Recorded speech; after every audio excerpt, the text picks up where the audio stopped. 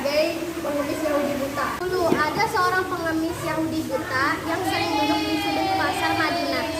Setiap orang yang mendekat kepadanya, dia selalu mengatakan, "Hai saudaraku, jangan dekati Muhammad. Dia seorang pendusta. Dia juga seorang tukang sihir. Kalian akan dipengaruhinya jika mendekatinya."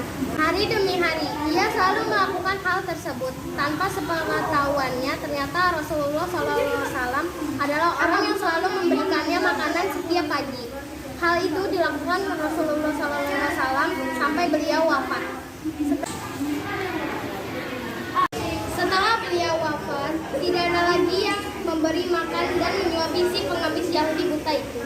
Suatu hari, sahabat Nabi bernama Abu Bakar As-Siddiq berkata kepada anaknya yang juga istri tercinta Rasulullah SAW, Aisyah.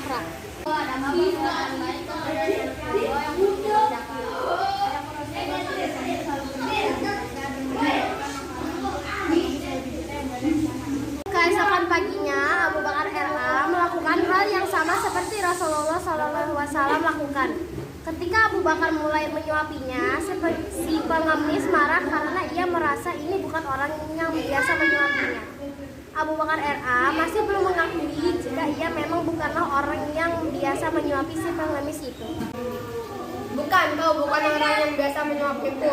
Orang itu selalu menghaluskan makanannya dahulu di mulutnya lalu diberikan padaku." Tidak boleh. Oh iya. Enggak. Bukan orang itu apa? Beliau adalah Muhammad SAW. Mendengar hal itu, si pengemis terkejut dan merasa bersalah karena selama ini telah menghina dan memfitnah Rasulullah SAW. Hal itu membuat si pengemis menangis terseduh-seduh. Ia sadar betapa mulia orang yang selama dimaki-maki tak pernah bermalas dan perbuatan yang sama melainkan tetap berlaku kasih. Karena terketuk kemaluan akhlak Rasulullah SAW, akhirnya si pengemis Yahudi buta tersebut menyatakan masuk Islam dengan bersyahadat di hadapan Abu Bakar RA. Dalam cerita di atas mengajarkan kita tentang berbuat baik kepada siapa saja, tidak peduli dengan agama mereka. Jika mereka membutuhkan bantuan maka harus kita bantu.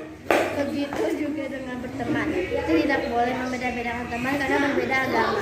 Mari kita bersikap baik dan lemah lembut kepada siapa saja seperti akhlak yang dicontohkan oleh Rasulullah SAW pada kisah di atas.